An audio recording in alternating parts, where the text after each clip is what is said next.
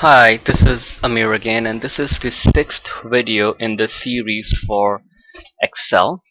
And in this video, I'm going to talk about some of the things that come up when you have to take an exam, and also some important functions. So this video is really good for people who have the basic idea of Excel.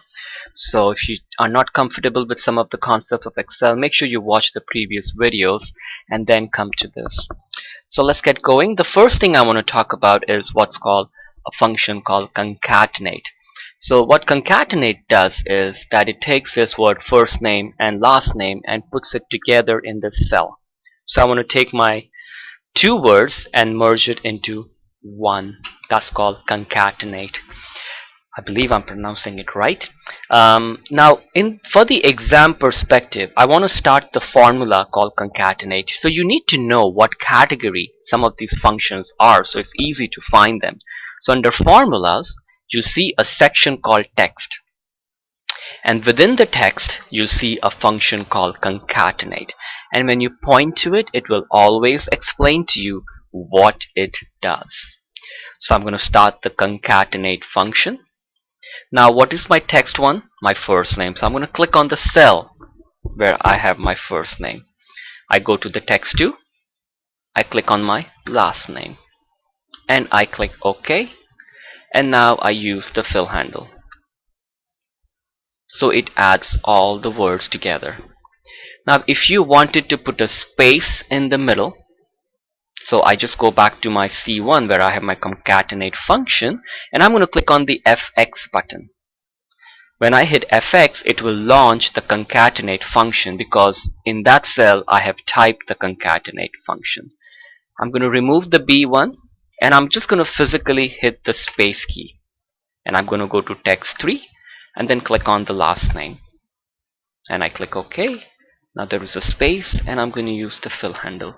Now all the names have a space in the middle. So this is a function called concatenate.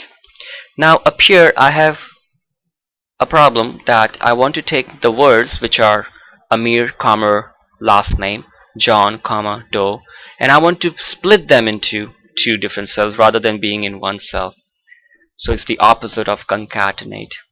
To do that, I'm just going to highlight my information and I go to the data tab, and within the data tab I see a button called text to column. I click it and it starts a wizard. Now in the wizard I get to choose the option delimited. Now most of the time we will be using this, which means that my names are separated with a comma, colon, some kind of a symbol, or even a space. So you need to choose that and you click next. Now in my case, right now I'm not using the space, I'm using a comma. So I need to pick the comma. As soon as you do that, you see the split on the bottom. You click next and finish it, and it's done. I'll do the same thing here. I've used the space instead of a comma. Text to column, delimited, next. Instead of comma, I'm going to use space. Now if you had a symbol which is not listed here, you have to click on other, and then in there you have to put the symbol. So if you had a slash, you put the slash or whatever the symbol is, and you see that it shows up on the bottom, so you know you've done it right. Next, and then finish. So it's done. The next I want to talk to you about something what's called creating a custom list. In Excel, if you remember, there is a thing called fill handle, which if I type the word Monday, go back in it, use the fill handle, it fills up the rest of the list like Tuesday, Wednesday, because Excel has a list for that. Now you can create your own list. So I want to create a custom list with this ABCD included in it. So what I have to do is I have to go to the option for adding the custom list. Now this is where, because I'm using Office 2010, there is some differences from 2007 and 2010. Most of the thing is the same. So in 2010 I have this file button here, In 2007, you'll see the round button which is called the Office button. So click on it and go to Options. In Excel 2007, you'll see a word called Excel Options around here on the bottom. It won't be in the same place, but in the same section here somewhere. Click it and it will open this window. You go to Advanced and we are looking for a word called Edit Custom List. I'm pretty sure in Excel 2007 you'll find it here. If you don't see it here, I think in 2007 you might even see it in the General section. So if you don't, come to Advanced and just scroll down and look for a word called Edit Custom List. You click it and you see it. I had already highlighted my thing, so it already shows the list here in the Import button. I'm going to click Add and I'm going to click Import, and now it is imported. I'm going to make sure I do this right. I'm just going to delete this guy. I'm going to do it again. I want to make sure because I had been practicing this earlier just to get it right. So I'm going to go to Options, Advanced. I never try to memorize any of my steps. I try to just understand it, so I always play around with it. So Edit Custom List. I want to add a list. You can even do it this way. I'm going to click here in the Import. I'm going to highlight and I'm going to click the Import button. And now you see, once you see the thing listed here, that means you've done it right. And I'm going to click OK and click OK. Now if I type A here and I look for the fill handle, and it will fill up the rest. So this is called Custom List. The next thing I want to show you is what is called data validation, one of the aspects within data validation. What it does is, say for example, around in this highlighted section, say for example I wanted a drop down list where all of these names will have show up. So when I click a drop down button, it has a list with these names that I can pick from.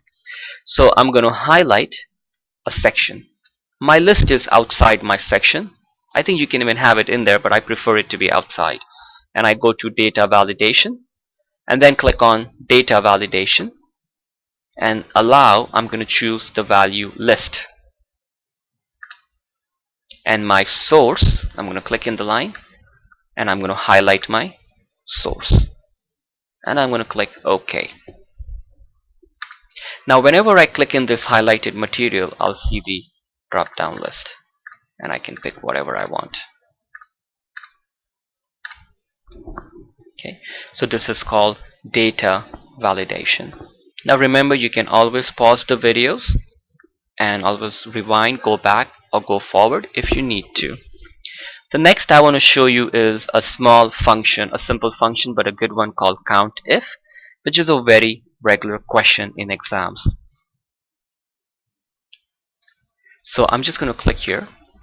What CountIf does it looks in a given range, say for example this range, and it counts something. So if I say count how many times the word John has been repeated, and it will come back and tell me 2, 3, 4.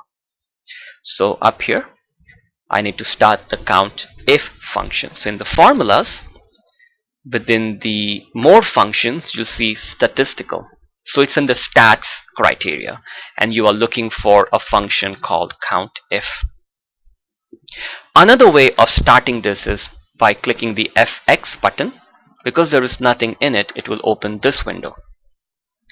Now here you can actually type the name of the function or just the initial characters, and you can hit go and it will try to find it for you. However, in the exam sometimes that feature is not working, so you need to know what category to go to. So you need to go to the statistical and look for CountIf and start it. Once you start it, now the first thing to tell it the range, your cursor is blinking in it, make sure, and just highlight the range. Criteria, say I'll type the word John and I click OK, and it counts 3 times, which is John, John, and somewhere else John. So that's called CountIf function. Okay. The next thing I want to talk about is a simple feature within printing, wherein, say for example, this is a section example I had used in the previous videos, and I go to print preview. So this is my print preview button here. If you remember how to add this, if you don't remember, I'll show you. This is the button which is to customize the quick access toolbar. You click it and then choose the print preview button. So it will add this print preview button here, and I'm going to click it. And if you look on the top in the print preview, there is the word date, position, company. And when I go to the page 2, I'm going to click this arrow here for page 2 on the bottom. It is listing it because I'd already done this exercise. I'm going to remove this first before I do this exercise. Let me go back. I'm just going to pause the video for a second.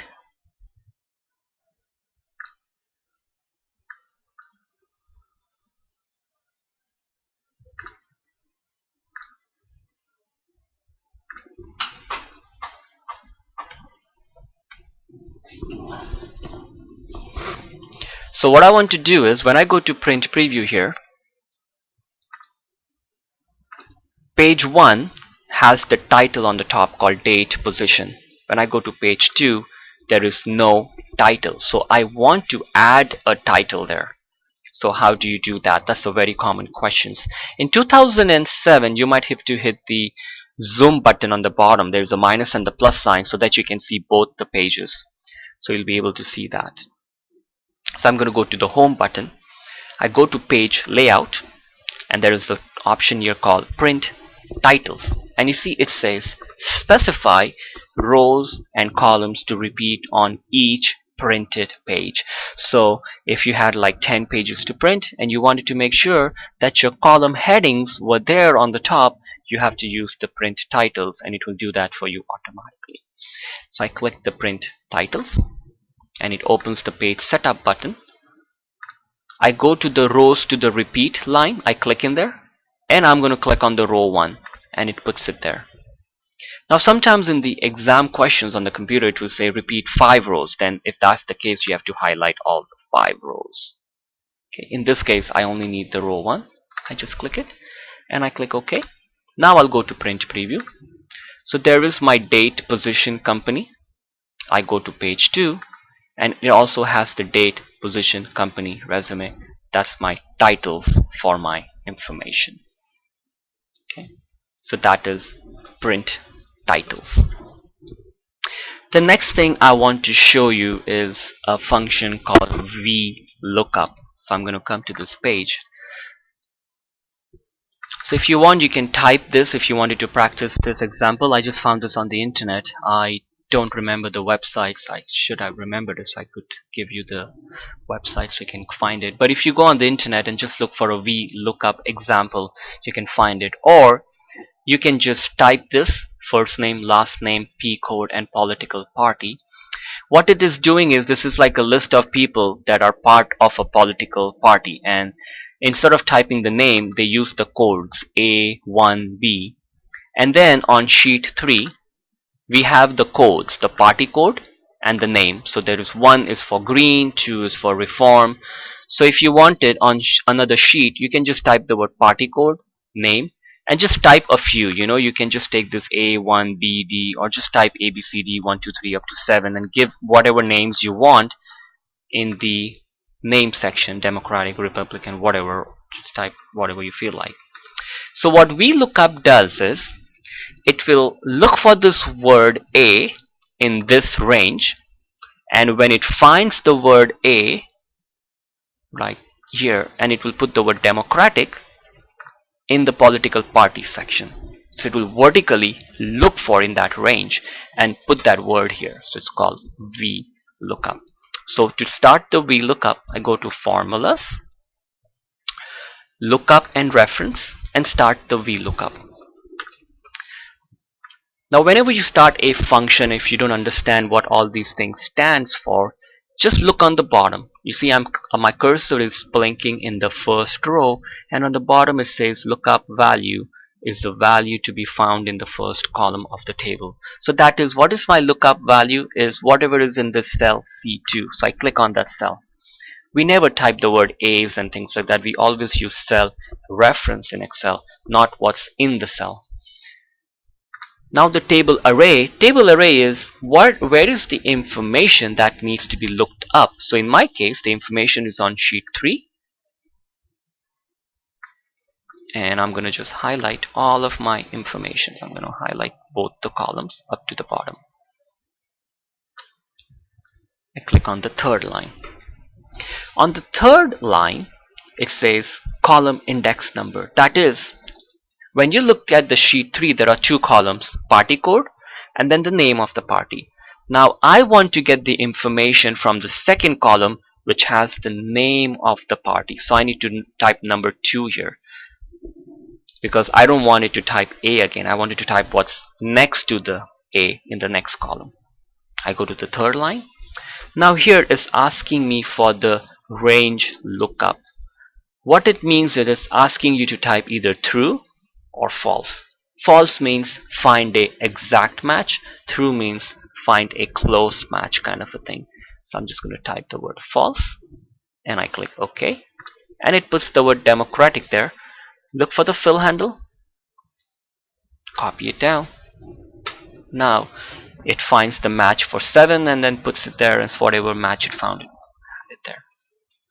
I'm just going to delete this and do it again, but in a different way. So I'm just going to come to my sheet 3 and I'm going to highlight all of this information.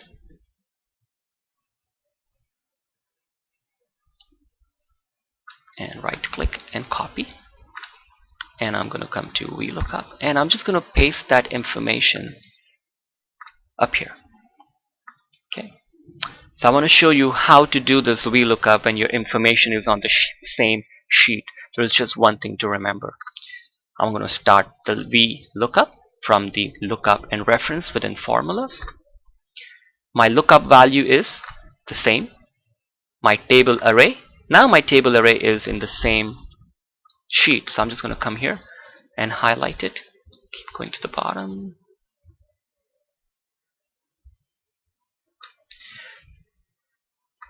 Now the only thing to remember here is because the same range will be used for all of the rows, so I need to make this absolute. If you remember, we did absolute reference in one of the previous videos. If you want to watch it, you can go back and watch that video. Absolute reference means this is the range. So to do that, I can press the F4 key on the keyboard, or you can just type the information manually. Oh, I just lost my range, so I'm gonna go and highlight it again. Because I'm using this program, the F4 key sometimes doesn't work, but on your computer you can. So I'm just gonna put the $ manually here. Shift and 4. Shift and 4. So you have to put it around the cells and the columns. So $H, $9, $I, $53, but it could be whatever. My column index number will be 2 because I want to find the information from the second, and the range value will be false. And I click OK, and I use the fill handle. If you did not put the dollar symbols, did not make it absolute, some of your information will not show up because the range will start to change when you use the fill handle. So this is Vlookup. So the next thing I want to talk about is just the basic introduction to macros. What macros are allow you to do multiple steps in one click, and macros can get very powerful. I haven't been bothered to look into it too much, but if you want to, just look for it. You'll find a lot of videos talking about macros, and if you Google it, you'll find a lot of examples. I just want to introduce to you enough information that you can get and pass the questions in the exams. So the macros are within View, and there is the macro button all the way to the end. So you need to first of all record a macro. So I click here and I choose record macro. Some of my videos getting cut, but you'll see the word second button is record macro. You click it and it comes up with this window, and you can give it any name. You can even give it a shortcut, Control E, Control F, something that is not being used for some other function, because if you remember, Control C is used for copying, so you cannot use that, which is shortcut, so that you just press it and it will do it for you. And you can even put a description here, what this macro will do, and you can say whether this macro is for this workbook or a personal macro workbook will try to remember for all of the Excel workbooks. So I'll just put macro 1. I'll maybe try and see if, I'll put Control J for the shortcut. I'll click OK. Now I need to start doing something because the macro is recording. So I'll just do something like I'll highlight this headings, and in the home button I'll do make it bold, increase the font size, make it red color, maybe put an underline. So whatever else you want to do. I'll go back to view. Now make sure to remember to stop it because it's still recording it, and I'll stop the macro. So that is creating a macro. Now say if I go to this Vlookup and I'm gonna click here, or maybe further up to my headings, and I go to macro and I see view the macro, and there is my macro 1, and it's already highlighted. If there were more than one, I could choose the one I want, and I'm gonna hit run. And now you see, as soon as I hit run, the heading became red in color, font size bigger with an underline, matching what I had done here. So that's called the macros. So if I go to sheet 4, say for example I click here and I press Control J, which is the shortcut that I created, now you see that heading, all of these headings changed. So that's the idea behind the macro. But macros can get very powerful, and you can go into the editing part, which will open things in Visual Basics and things like that, and you can start doing more things. So macros are just not this, it's very powerful. It allows you to do repetitive steps very fast in an efficient way. So those are macro. The last thing I want to touch upon is protecting your sheet. You can password protect your sheet, and you can limit what can be done on this sheet. So say for example I go to, I think it's within review, and there is an option called protect sheet. So if I click that protect sheet option, and if I put a password, I'm just going to put 123 now. I click OK, and if I put the password again, click OK. Now if I try to go to any cells and if I try to delete them, it's going to come up with a message saying that you cannot do it. So before you make any changes, now you have to unprotect sheet and then type the password, click OK. Now it is unprotected. Now if I go somewhere and hit delete, it works. So the way it works is that if, say for example, I'm going to highlight this section and right click on it and go to format cells, and there's a section called protection. Whichever cell has that check mark locked, once you protect your sheet, all of that information cannot be touched. So say if I remove the lock button from here and I click OK, the rest of the information is locked, only this information is unlocked now. Now if I do protect sheet, I put a password, and you see the check mark here, select lock cells, so that's where it's acting. And you can go in and change a lot of things. Now if I try to delete this, doesn't work. If I try to delete something here, it works because they are not locked. So that's the way these things work in terms of protecting sheet. Another way you can save a password is whenever, if I wanted, I could save as, and in the save as window you'll see a button called tools, and you see a general options. So whenever you are saving a file, you can do this. In the general option, you can put a password to open or password to modify. So password to open would mean Even before someone sees anything, they'll have to type a password. Password to modify will mean people can see it, but they cannot modify it. So you can make things read only. So thank you for watching. Hope this video was beneficial. Have a good day.